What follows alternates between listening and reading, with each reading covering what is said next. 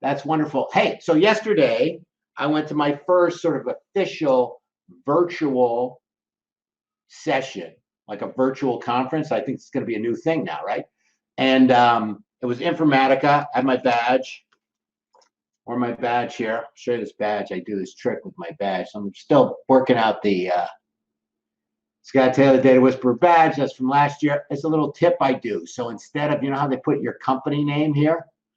So even though I'm a master data aficionado, I deliberately mess up people's reference data about me at these conferences, because normally it would say the company right there, Meta Consulting, Meta, we are about what we're about. That's my company name. But I like to have the Data Whisperer on there. So I deliberately put my title in the company field and my company in the title field. Sins against master data, I admit it, but hey, it works. It works at the conferences, that's for sure. So I went to this Informatica. So it was kind of cool. The platform is on 24, I think it's called, on 25, whatever you can see down there, the little logo. They had sort of a lobby. They had a place to kind of chit chat. They had some exhibitors, and then they had some sessions. And it was, I think, kind of the wave of the future here. I don't know if anybody else called in. Let me know if you did go to that. I'd love to hear if you did log into the Informatica conference. They did, you know, the usual pitch around Informatica and software and things like that. But if you notice down on the bottom, even though it's virtual, digital, see that little circle? I think they were able to make sure that people kept proper social distancing even in the picture. So way to go, Informatica, on that. The highlight, though. This is the highlight. So you've got to find this guy's presentation.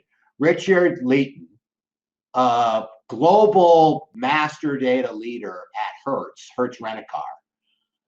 Awesome presentation. This is the kind of enterprise discussion that you can learn a lot from. So Richard's just a world-class guy. I'd love to get him on the show at some point. Hertz Rent-A-Car. Really classic story. I'm talking like Iliad and Odyssey classic. Okay, this is like a basic challenge that global enterprises are dealing with. He had a $1 trillion transformation program around better customer experience, around interaction, you know, better product, and obviously better customer experience all the way along. They're looking for, again, the classics: single view of customer, fleet. That's their unit of measure, right? Cars and fleets, locations, reference data. And he gave a list of, he did this presentation virtually, obviously, gave a list of all his kind of current state when he started: multiple customer masters, multiple location masters, multiple disconnected warehouses, vehicle masters, 30 years of legacy data. So again, a standard, really classic situation that a lot of folks are in. And a couple of quick learnings. I'll point out a couple of them that I think are key to anybody trying to successfully implement master data in their organization. C-suite sponsorship all the way. They needed that for sure. And mandated the use of reference data. Absolute mandate. All right, no free texting, no typing in. They came up with and got agreement across the organization on their basic definitions, business glossary. And then they mandated that everybody use the same language. Our guest today, Robert Vane, is going to talk about sort of language use within an enterprise, tribal and otherwise. Well, I don't want to steal too much of his thunder, but he'll come in and talk about that. But it is so critical in a master data initiative for everybody to talk the same language. And so he really mandated it, and it worked. Wonderful conversation. He brought up this really funny anecdote. You know, cars have a vehicle identification number. Again, a really standard, like an example people use for a unique identifier. So security number, tax ID. For cars, it's the VIN. And because their systems were so screwed up, when a car went from a rental car to being able to be sold in the fleet, I guess it is, or sold as a used car, I don't remember all the details, they couldn't transfer that unique identifier from one system to another system.